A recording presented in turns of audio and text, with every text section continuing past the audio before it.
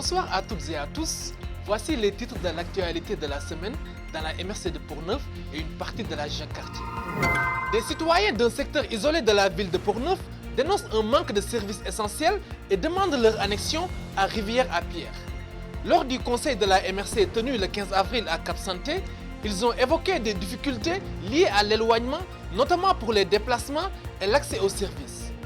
De leur côté, les autorités municipales rappellent que le secteur a toujours été considéré comme une zone de villégiature, avec des services limités, et estiment qu'il sera difficile d'en offrir davantage, tant pour Portneuf que pour Rivière-à-Pierre. Détail à suivre dans ce téléjournal. Un nouveau costumier communautaire a été inauguré le jeudi 16 avril au relais de la Pointe aux Écureuils de Donnacona. L'objectif, appuyer le milieu culturel régional. Destiné aux troupes de théâtre, aux écoles et aux organismes, ce projet vise à faciliter l'accès aux costumes tout en mettant en valeur le patrimoine local grâce à une exposition présentée durant toute la saison estivale. Un reportage signé Arthur Bordelot. Et puis, la saison culturelle 2026 prend forme. Le Moulin Marcou et le site d'Héry ont dévoilé leur programmation jeudi dernier, à Pont-Rouge, lors d'une soirée rassemblant artistes, partenaires et acteurs du milieu. Une saison riche et diversifiée qui promet de faire rayonner les arts vivants dans la région. Plus de précisions dans le reportage de Luc Robitaille. Enfin, à Saint-Marc-des-Carrières, la santé mentale des jeunes était au centre d'un événement rassembleur, tenu jeudi dernier. Une pièce de théâtre présentée par la troupe Parmi nous, jumelée par la présence de plusieurs organismes communautaires, a permis de sensibiliser autant les adolescents que leurs parents aux enjeux du bien-être psychologique. Vous allez voir le reportage.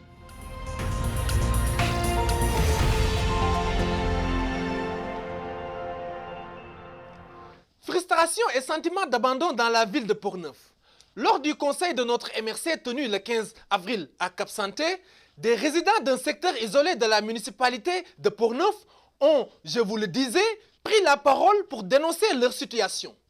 Installés loin du périmètre urbain, ils affirment manquer de services essentiels et réclament leur annexion à Rivière-à-Pierre. Selon eux, l'éloignement complique le quotidien. Accès aux services, déplacements et qualité de vie. Un appel lancé aux élus pour être mieux intégrés et mieux desservis. Écoutons l'intervention de leur porte-parole du jour, David Beauchesne. Donc, le but de ma présence ici ce soir, c'est de vous mentionner la démarche qu'on a entreprise auprès des résidents. Moi, je suis le président de l'association des propriétaires du lac Montauban-Plage et on a un représentant de d'autres association également aussi avec M. Denoncourt qui est ici ce soir. Notre démarche fait en sorte qu'on a procédé à une demande d'annexion. J'ai déposé l'automne dernier cette demande-là officiellement auprès de la mairie à la séance de conseil de Rivière-à-Pierre ainsi qu'à Neuville. Excusez, Portneuf.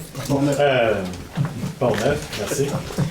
Puis, on a entendu Neuville tantôt, ça a sorti. Donc, on a reçu, dans les deux dernières, dans la quinzaine de jours, on a reçu le refus d'adoption de ce règlement-là auprès des deux municipalités. Nous, on fonde notre demande, autrement dit, sur les motifs d'annexion, c'est vraiment en lien avec les services, la cohérence territoriale.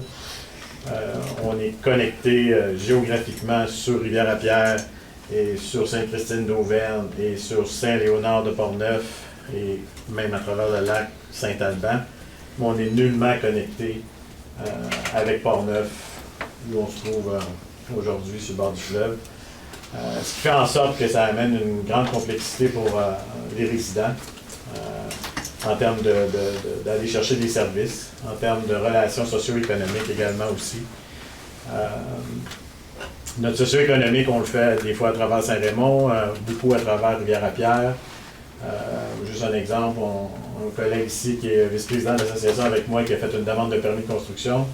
Les permis ne sont pas électroniques. C'est 2 heures de voiture que ça nous demande. Je ne sais pas si vous avez vu le prix de l'essence. récemment. Fait qu'il faut rajouter ça sur le prix du permis. Fait qu'on est loin.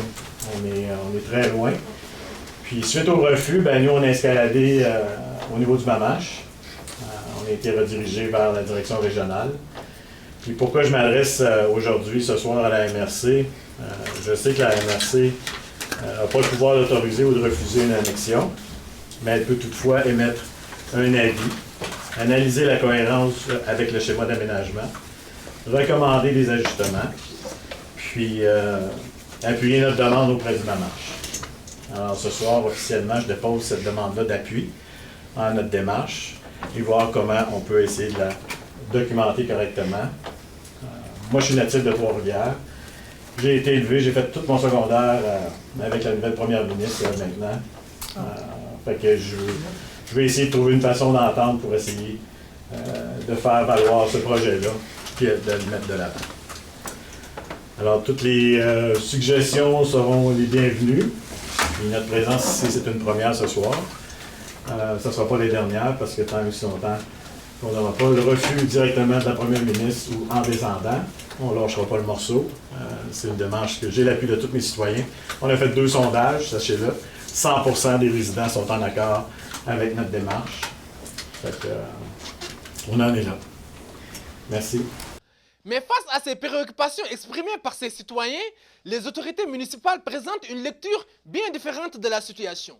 Le maire de Portneuf rappelle que ce secteur est historiquement considéré comme une zone de villégiature, où les services étaient limités dès le départ. Il souligne que des améliorations ont tout de même été apportées, notamment en matière de sécurité incendie, mais insiste, ces citoyens ont fait le choix de s'y installer en connaissance de cause. De plus, ni Rivière-à-Pierre, ni la municipalité actuelle ne disposent, selon lui, des capacités nécessaires pour offrir davantage de services. Dans ce contexte, le conseil municipal ne prévoit pas de revoir sa position. Regardons. Il ne faut jamais oublier une chose. Ce secteur-là est considéré comme un lieu de villégiature. Okay? Un lieu de villégiature, en ce qui me concerne, c'est si moi je décide de m'acheter un chalet dans les TNO pour aller à la pêche tous les fins de semaine, c'est aussi un lieu de villégiature. Je ne m'attendrai pas d'avoir des services. Eux, c'est un beau site, très beau site. C'est des gens bien nantis, à mon avis. Ben, pas bien qu'à mon avis. C'est des gens qui se sont développés un lieu de villégiature qui est remarquable. Okay? Par contre, les services, ils étaient inexistants quand ils ont acheté ces secteurs-là. Et actuellement, la ville de Portneuf, à la hauteur de nos capacités, on a, je te dirais, amélioré les services, principalement au niveau de la protection incendie, parce que c'est des secteurs très éloignés. Il n'y a pas une brigade qui peut être efficace comme le schéma de couverture de risque existe. Mais eux autres réclament des services. Et en discutant avec Rivière-à-Pierre, on est très conscient que Rivière-à-Pierre n'auront plus les capacités que nous à leur fournir des services. Fait que c'est la raison du refus commun des 2 municipalités. Ces gens-là font leur travail, très bien d'ailleurs, il faut que je le souligne. Là. Ils sont convaincus de la pertinence. Mais si je retourne dans le temps, il y avait un secteur de Sainte-Christine d'Auvergne qui était convoité, où les résidents voulaient être réassignés à la ville de Saint-Léonard, puis ils étaient dans la même situation que nous. Malheureusement, ça ne s'est jamais fait, parce qu'il y a toujours une question de revenus, une question de... Chez nous, la chose que je peux te dire, à Portneuf, c'est que quand je suis arrivé à la mairie en 2017, après avoir pris le temps d'analyser un petit peu la situation, bien, on a fait un move, c'est qu'on les a exclus de tout ce qui s'appelle dépenses en milieu urbain. Justement parce qu'on ne pouvait pas leur partager des taxes qui étaient des investissements dans la ville même. Là, OK? Fait que, alors qu'auparavant... Ils ne paient pas de taxes? Oui, ils payent des taxes, mais strictement sur leur valeur foncière. Ils ne payent pas de taxes de service aucunement. Oui, mais en tout cas, ils nous ont confié qu'il y a un responsable de la municipalité qui leur a dit que vous n'avez aucun droit, voilà, vous n'avez aucun droit à réclamer auprès de nous. Bon, ben, c'est-à-dire que les taxes de service qu'on leur chargeait, on les a enlevées, on les a éliminées par prise de conscience de la situation. Puis ce qu'ils payent aujourd'hui, ce sont des taxes sur la valeur foncière de leur propriété. Puis, il y en a un du groupe qui m'a dit à moi, viens pas nous dire qu'on a pris de la valeur. Tu sais, c'est un secteur, écoute, j'ai déjà eu des téléphones de citoyens qui voulaient se construire. Ils se sont construits, mais pas un bungalow à 200 000, là. On parle de maisons, de gens bien nantis, OK? Fait que concrètement, si je vais le voir, puis je dis, quand tu as acheté ton terrain, tu as payé ça 50 000 puis aujourd'hui, il en vaut 550. C'est pas mon problème. C'est pas de ma faute, moi, là. Puis c'est pas vrai que les citoyens d'ailleurs de Portneuf vont venir combler ton surplus, alors que nous autres, tout ce qu'on te charge, c'est ta valeur foncière. Fait. Mais ils ont aussi soutenu qu'ils vont continuer à mettre la Oui, pression oui, et ne oui. vont pas lâcher l'affaire. Tout à fait, surtout que M. Beauchesne il annonçait qu'il est allé à l'école avec Mme Fréchette. Oui. Ah, ben, si ça peut avoir de l'influence positive pour eux autres, ben, j'ai rien contre. Tout ce que je dis, c'est que nous, comme gestionnaire municipal, dans un secteur de villégiature, nous n'avons aucune obligation de service à leur donner. Parce que c'est leur choix à eux autres. OK? Fait que, puis concrètement, on a amélioré. La Régie régionale des matières résiduelles passe là, la ville paye pour ça. La protection incendie, on a une entente avec la ville de Saint-Raymond qui couvre à cause de la distance, de l'éloignement.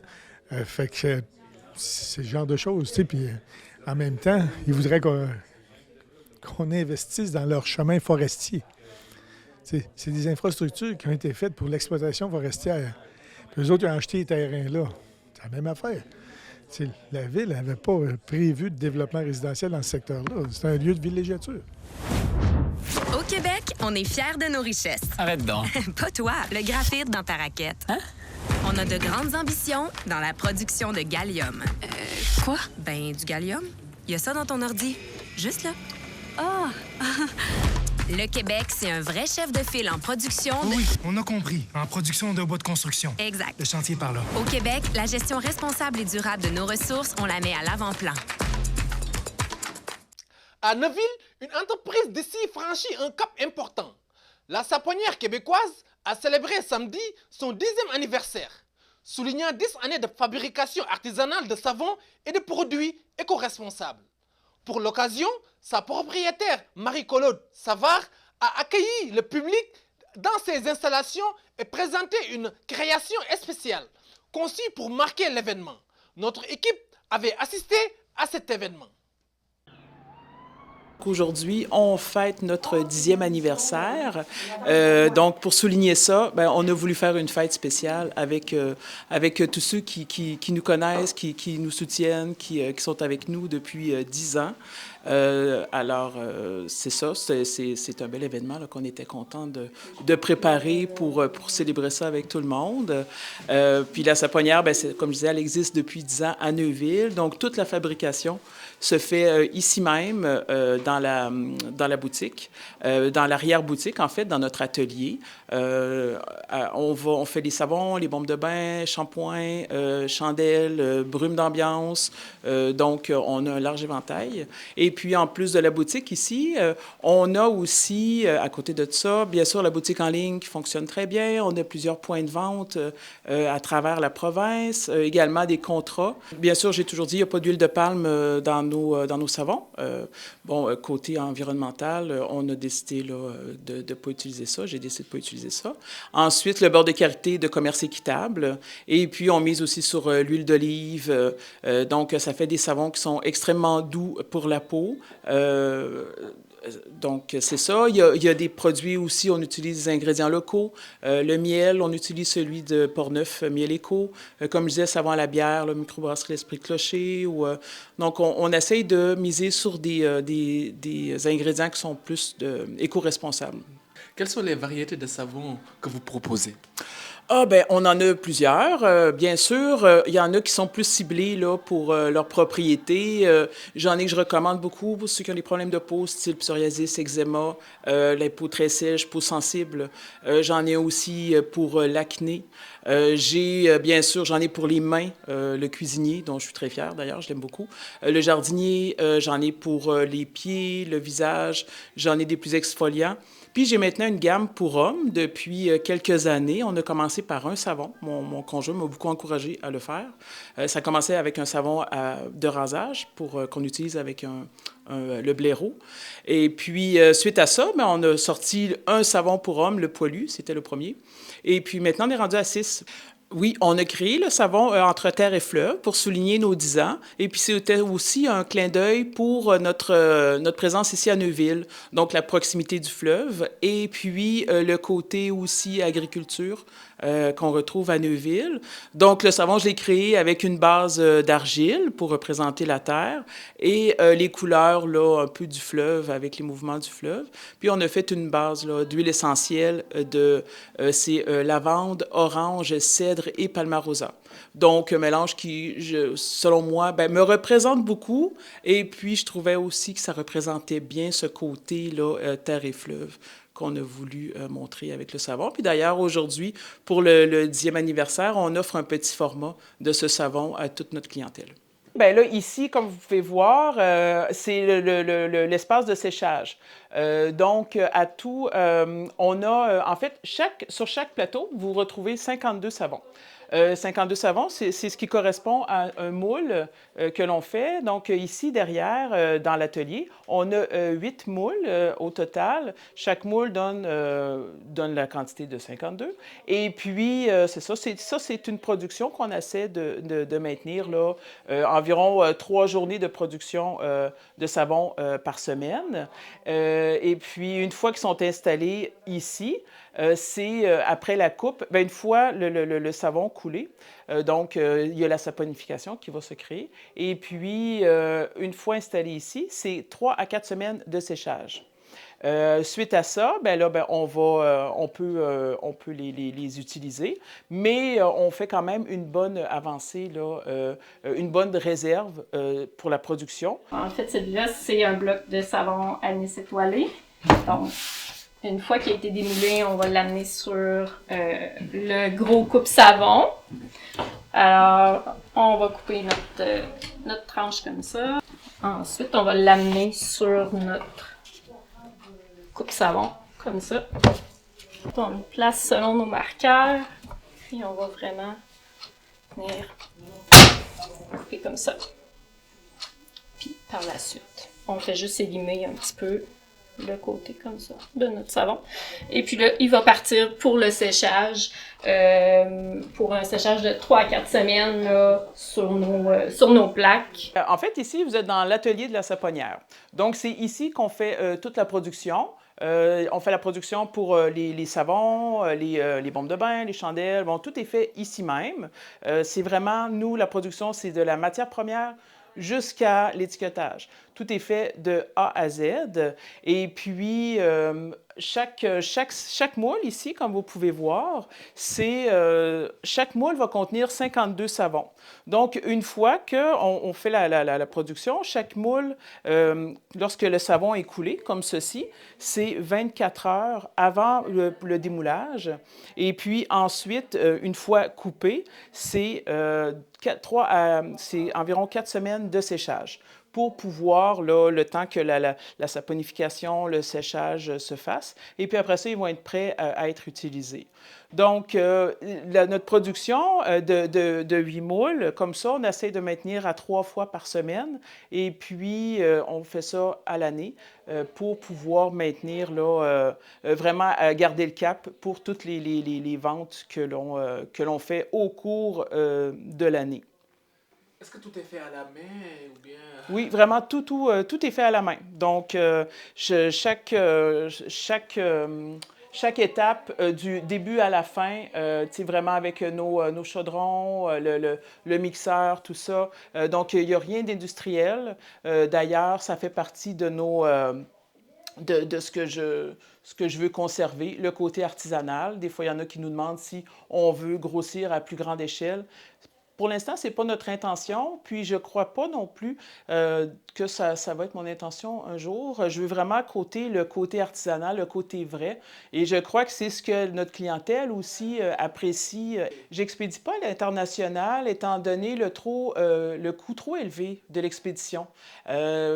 Donc, je préfère, là, finalement, je me suis concentrée sur le Canada seulement. Moi, je peux dire que c'est rendu une réussite maintenant.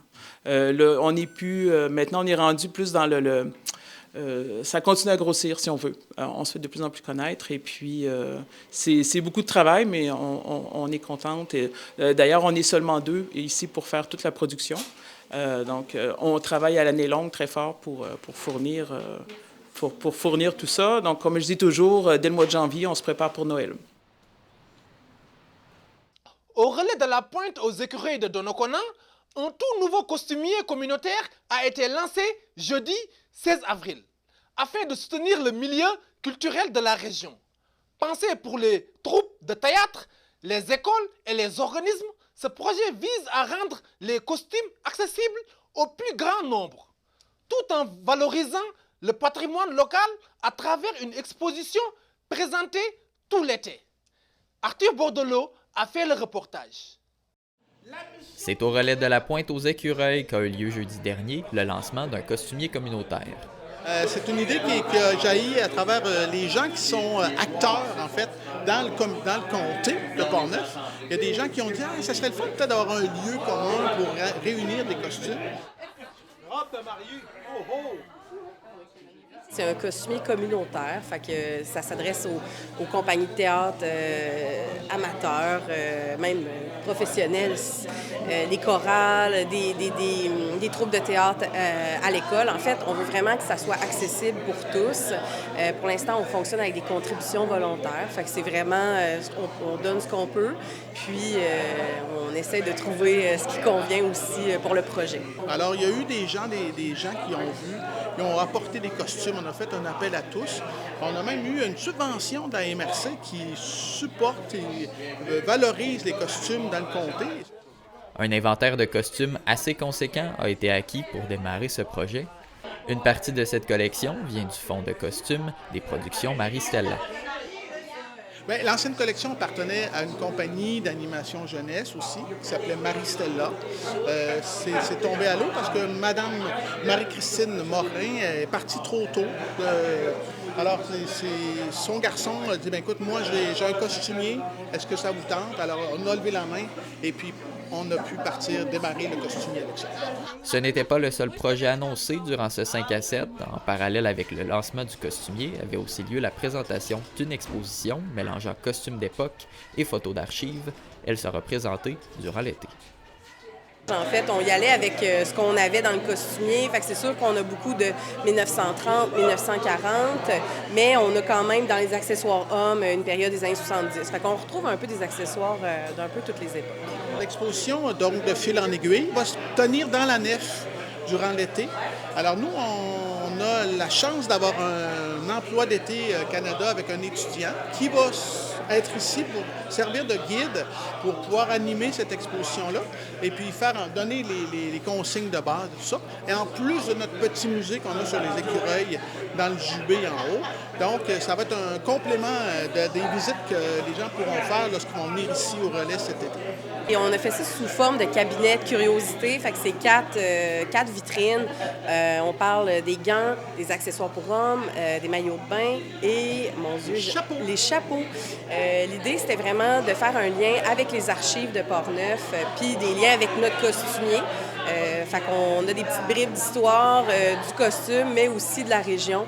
Fait que c'est vraiment intéressant parce qu'on a essayé vraiment de couvrir tout le territoire avec nos photos. On peut visiter le costumier, hein, on peut prendre rendez-vous. Appelez-nous aussi au relais de la Pointe aux écureuils. Et puis ça va nous faire plaisir de prendre rendez-vous avec vous et d'aller voir un peu vos besoins. C'était Arthur Bordelot, depuis Donnacona, pour CJSR.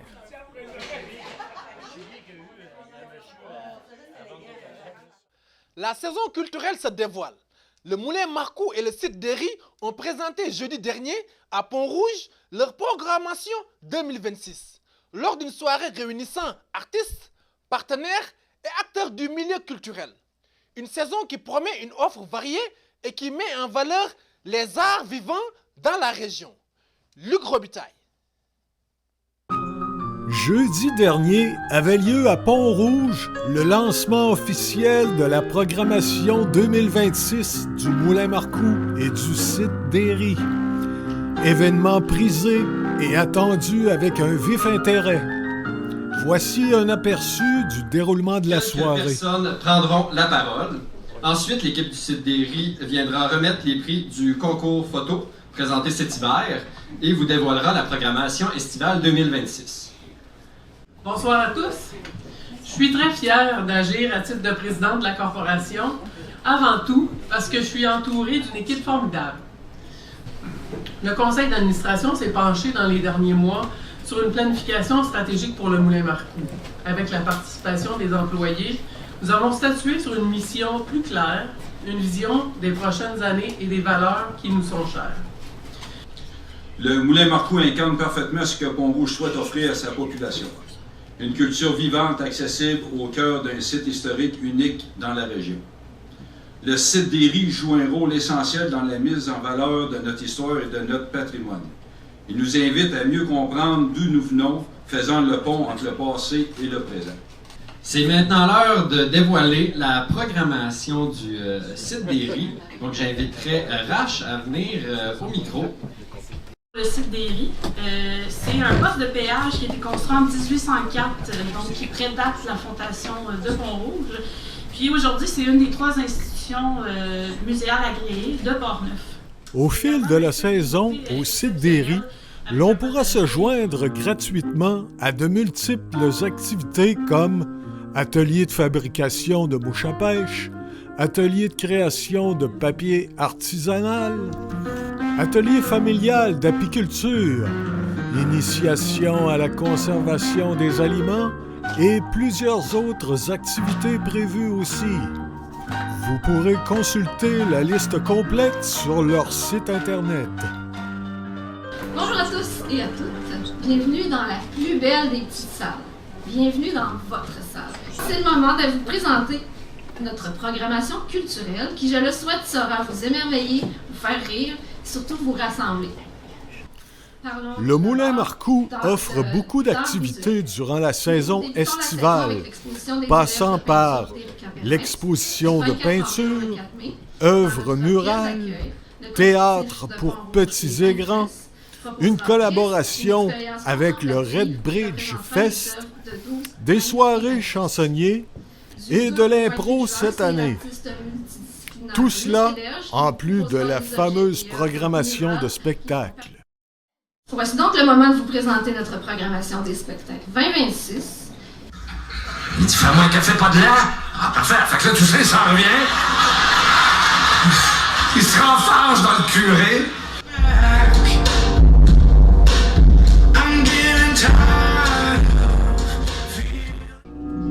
Parce qu'à Maria, tous les noms de rue, c'est des noms d'oiseaux. Rue des Chardonnerets, rue des Tournepierres, rue des Colibris, rue des Loriots.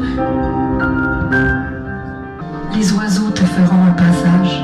Je sais que c'est des préjugés, ça. J'ai bien des préjugés sur les gars. Je l'ai réalisé récemment parce que on me parlait, puis tu sais, quelqu'un me parle d'un gars.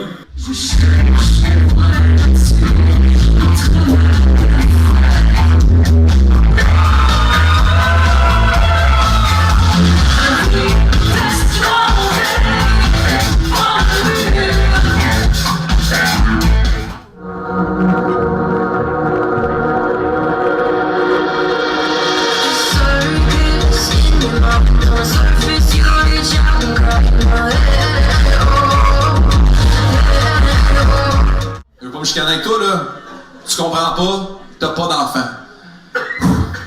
Puis je sais que vous, les propriétaires d'enfants,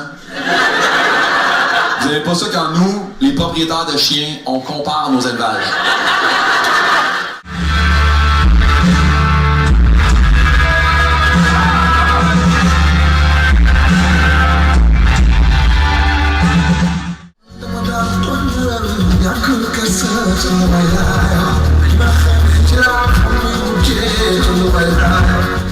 Puis j'ai pensé, écoute, je t'explique. Moi j'ai fait des pierres au rein. OK?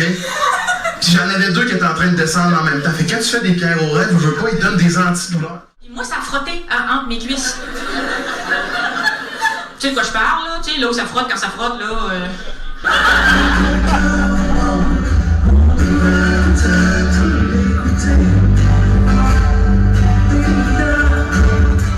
Tu dis quoi,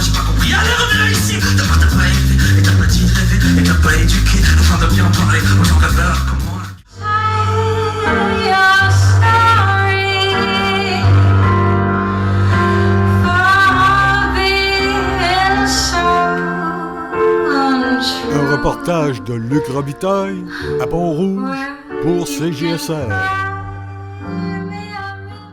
Saviez-vous qu'il existe de nombreux crédits d'impôt auxquels vous pourriez avoir droit? Pour savoir lesquels, c'est simple. Consultez le justepourtous.ca. Tous les crédits d'impôt disponibles sont là.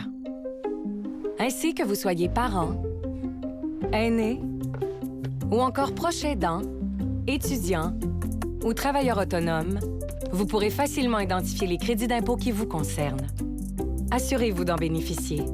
Rendez-nous visite au justepourtous.ca. La santé mentale des jeunes était au cœur d'un événement rassembleur à Saint-Marc-des-Carrières, jeudi dernier. Une pièce de théâtre de la troupe Parmi nous, accompagnée de la présence de plusieurs organismes communautaires, a permis de sensibiliser adolescents et parents aux enjeux du bien-être psychologique. Reportage. Oui, c'est ça. Veux-tu que je t'aide à faire une épicerie tantôt? Parce que là, t'as tellement à manger en résidence, là. Je vais te faire un bon déjeuner. Oh non, là, c'est trop de questions! À travers cette pièce de théâtre interprétée par la troupe Parmi nous et la présence de plusieurs organismes communautaires, la santé mentale des jeunes était au centre d'un événement rassembleur à Saint-Marc-des-Carrières. L'événement aujourd'hui, c'est une pièce de théâtre en fait qu'on offre à toute la population, principalement aux jeunes de 14 à 17 ans et plus, accompagnés majoritairement de leurs parents.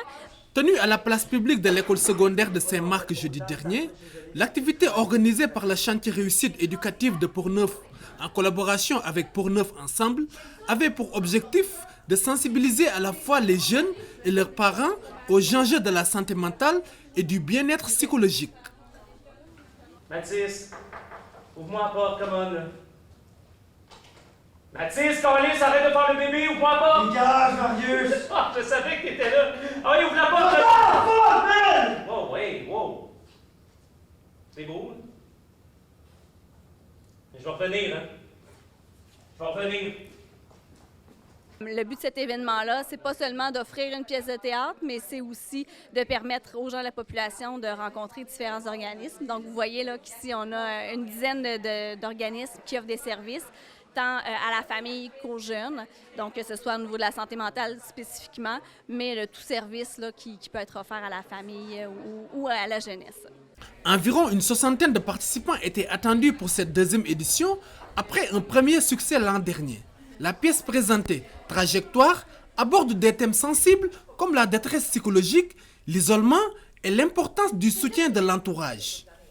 C'est une belle occasion de sortir avec mes adolescents puis de découvrir une belle pièce de théâtre. Je me sens pas, j'arrive pas à être comme d'habitude, là, comme avant. Avant, j'aimais ça ici, je trouvais ça beau, mais là, toutes mes touches, la job, les amis, le cégep, les arbres. Les arbres m'étouffent. Les arbres. Au-delà de la pièce, la soirée proposait aussi des kiosques d'information, des échanges avec des intervenants et une discussion après la représentation. Sur place, une dizaine d'organismes étaient présents pour informer et accompagner les participants. Parmi eux, le centre de prévention du suicide de Portneuf, représenté par une intervenante psychosociale, a rappelé l'importance de la sensibilisation. La pièce de théâtre, elle a aussi pour thème la détresse psychologique, entre autres. Fait que ça vient vraiment toucher tout ce qui est au niveau de la prévention du suicide. Fait que c'est quand même vraiment important. Je pense que c'est vraiment important qu'on soit présent pour justement sensibiliser les gens à cette réalité-là. De aussi nommer que si les gens ont besoin, qui ont besoin d'aide, d'accompagnement au niveau des idées suicidaires, entre autres de la santé mentale, bien, on existe, on est là, on est accessible et ils peuvent venir nous parler sans problème. Même constat du côté des ressources spécialisées en troubles alimentaires, qui profitent de ce type d'événement pour se faire connaître auprès des jeunes. Oui, bien en fait, là, ici, c'est un événement pour la santé mentale des jeunes. Donc, évidemment, quand on parle de troubles alimentaires, ça peut se développer à n'importe quel âge, pour n'importe qui, mais notamment à l'adolescence, quand on parle plus des troubles liés aussi là, à l'image corporelle. Donc, c'est essentiel qu'on soit là pour montrer en fait qu'on est présent puis qu'on peut être une ressource là, pour eux. L'objectif, offrir des outils concrets et encourager les conversations, notamment entre parents et adolescents. Pour plusieurs parents, l'événement représente une occasion précieuse. C'est juste une belle occasion de faire découvrir les organismes et les services qui sont offerts à nos jeunes dans nos polyvalentes ici dans notre région de Portneuf. Les adolescents présents ont été particulièrement marqués par la pièce. Les témoignages recueillis démontrent l'impact concret de la soirée notamment sur la prise de conscience autour de l'isolement et de l'importance du dialogue. J'ai bien apprécié la pièce de théâtre, ça nous apprend plusieurs affaires, puis elle était quand même cool, c'était quand même le fun à regarder. Qu'est-ce que tu as appris? Que c'est pas bien, faut qu'on parle à nos amis, faut qu'on sorte qu'est-ce qu'on veut, qu'est-ce qu'on a dans le corps, pas s'enfermer tout seul. J'ai appris que demander de l'aide, c'est important et que c'est humain de demander de l'aide. L'isolement, ça m'a fait rappeler à quel point que je l'ai vécu aussi, puis je veux pas que ça se repasse prochainement. Si une 3e édition n'est pas encore confirmée, les organisateurs souhaitent poursuivre cette initiative dans d'autres municipalités de Portneuf, notamment dans les écoles secondaires. Est-ce que vous voulez aller courir?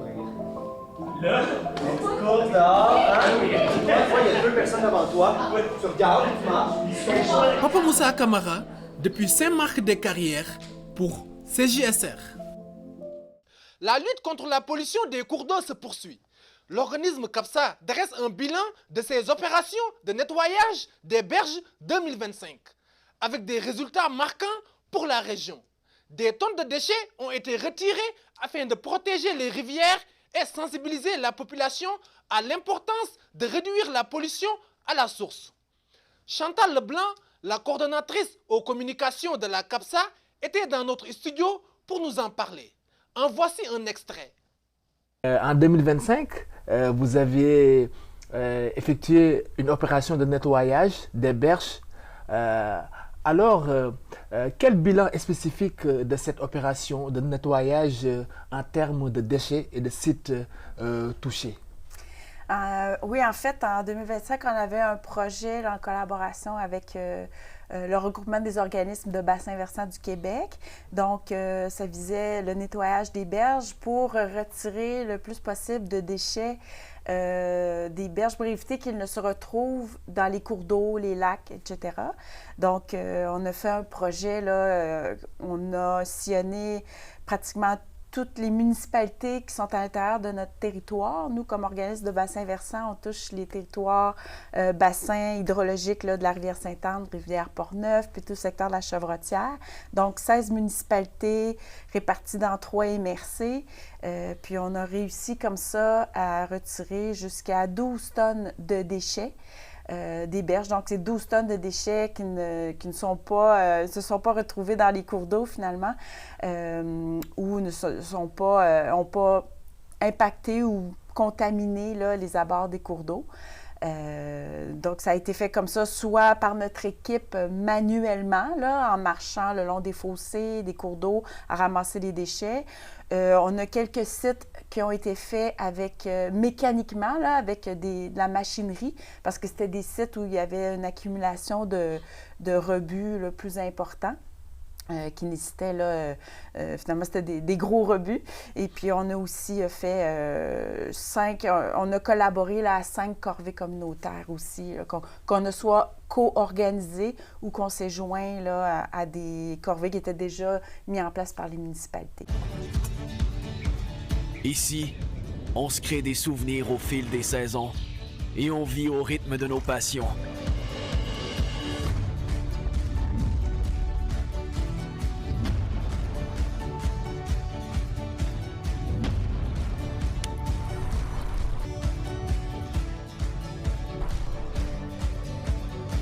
Ici, quand l'aventure nous appelle, on répond.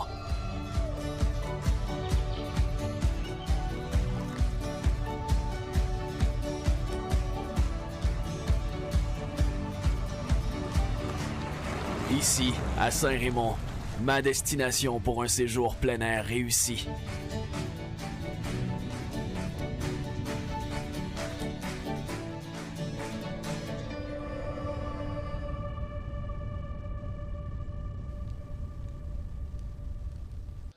Le Conseil du patrimoine culturel de Cap-Santé a dévoilé le mercredi 15 avril sa programmation 2026 des dimanches en musique. Une série de concerts qui fera vibrer l'église patrimoniale tout au long du mois d'août.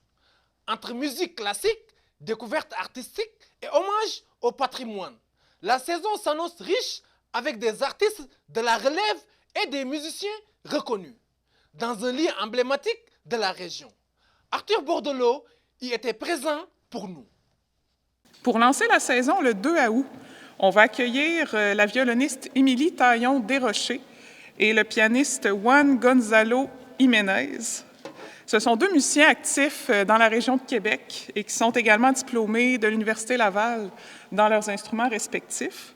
Et ils vont nous présenter le concert qui est intitulé « Jardin de passion, femmes et figures du romantisme ». Donc, dans leur concert, il va y avoir des grandes œuvres de compositeurs de l'époque du romantisme, donc des œuvres de Brahms, de Beethoven, entre autres. Mais également, ils vont nous faire découvrir des œuvres de compositrices. Les compositrices, on les entend moins, mais de plus en plus, on commence à les découvrir, qui ont fait des belles œuvres, elles aussi, qui méritent d'être entendues. Donc, on va avoir en plus des œuvres de compositrices telles que Clara Schumann, Cécile Chaminade, Lily Boulanger. Donc, il va y avoir des belles découvertes musicales pour lancer la saison. Ensuite, le 9 août, pour le deuxième concert, on accueille le guitariste David Jacques, qui est un diplômé de l'Université de Montréal et du Conservatoire de Québec. Il enseigne également à l'Université Laval. Puis, il y a plusieurs enregistrements à son actif qui ont été récompensés, entre autres, au prix Opus. Et c'est également un collectionneur d'instruments anciens. C'est d'ailleurs dans son concert qui s'intitule « Histoire de guitare ». Il va venir avec lui sur scène nous présenter plusieurs de ses guitares de sa collection qui ont été construites par des grands luthiers. Puis il va nous interpréter des œuvres en nous présentant chacune de ses guitares. Donc ça va être un concert qui va allier à la fois musique et histoire. Et on va entendre des œuvres de Tárrega, de Carouli, des grands compositeurs de musique pour guitare. Ensuite, le 16 août, on va entendre les violoncellistes Daniel Finzi et Caroline Goulet. Ce sont également deux diplômés de l'Université Laval et collaborent en duo depuis plus de 20 ans. Daniel Finzi, c'est également le directeur musical de l'ensemble La Symphonie de Québec. Puis Caroline Goulet en fait partie aussi. Ils vont nous présenter le concert intitulé « Deux violoncelles, rêves et passions ». Donc, dans ce concert, ça va être un voyage musical qui va nous transporter dans la richesse et la diversité de la musique classique. Donc, on va entendre des œuvres à la fois de Jean-Sébastien Bach, de Shostakovich, de Piazzolla et de Monti. Donc, des beaux moments musicaux qui nous attendent aussi. Ensuite, le 23 août, pour le 4e concert, on va accueillir Jean-Michel Dubé, le pianiste, qui est bien connu ici à Cap-Santé, étant donné qu'il est originaire d'ici. Et il va nous présenter le concert Hommage à Ghislain Dubé, qui est son grand frère qui est décédé en 2022, malheureusement. Puis, il a laissé derrière lui plusieurs compositions que Jean-Michel va nous présenter. Donc, il va y avoir des compositions de Ghislain Dubé, mais aussi des compositeurs qui ont influencé la musique de son frère, tels que Yann Tiersen, Ludovico Einaudi, mais également des compositeurs classiques comme Chopin, Liszt et Debussy. Donc, ça va être un concert intéressant et quand même avec des moments touchants parce que plusieurs ont connu Ghislain ici à Cap-Santé. Fait que ça va être émouvant aussi. Puis, pour terminer la saison, le 30 août, on termine avec le quatuor Opéra Pop, qui est composé de la soprano Émilie Baillargeon, du ténor Gabriel Provencher, de la violoniste Marie Robitaille et de la pianiste Marie-Hélène Greffard. Ce sont 4 musiciens polyvalents qui s'amusent à mélanger les genres musicaux pour offrir au public à la fois les plus belles mélodies tirées des univers de l'opéra, mais aussi, il va y avoir des grands airs de la musique de film et de chansons populaires. Donc, il va y avoir un beau mélange musical pour bien terminer notre saison estivale en beauté. Et finalement, je vous rappelle que tous les concerts vont avoir lieu ici à chaque dimanche du mois d'août à 14h en cette magnifique église de Cap-Santé. Et je termine en vous invitant le dimanche 26 avril prochain à 14h pour le concert bénéfice qui, cette année, s'intitule « D'un pianiste à l'autre », qui mettra en vedette le pianiste et compositeur Martin Lisotte, qui est installé dans la région et bien connu, ainsi que moi-même, Émilie Cabot, pianiste de formation classique. Donc, le concept du concert, c'est qu'on va s'enchaîner d'un pianiste à l'autre dans les prestations solo puis en duo. Il va y avoir je vais interpréter des œuvres classiques, lui il va interpréter de ses compositions, mais on va aussi se transporter dans chacun de nos univers à la fois en solo et duo. Donc, je vais présenter une de mes compositions aussi. On va aussi collaborer ensemble dans des pièces classiques, des pièces jazz aussi. Donc, ça va être un beau spectacle à ne pas manquer. Donc, je vous remercie d'avoir été présent. Puis, je vous souhaite une bonne saison 2026 pour les Dimanches en musique. Merci beaucoup. Ainsi se termine ce téléjournal hebdo. Maintenant, place à la météo, suivie de votre émission Interrogé. Merci d'avoir été des nôtres et à la semaine prochaine.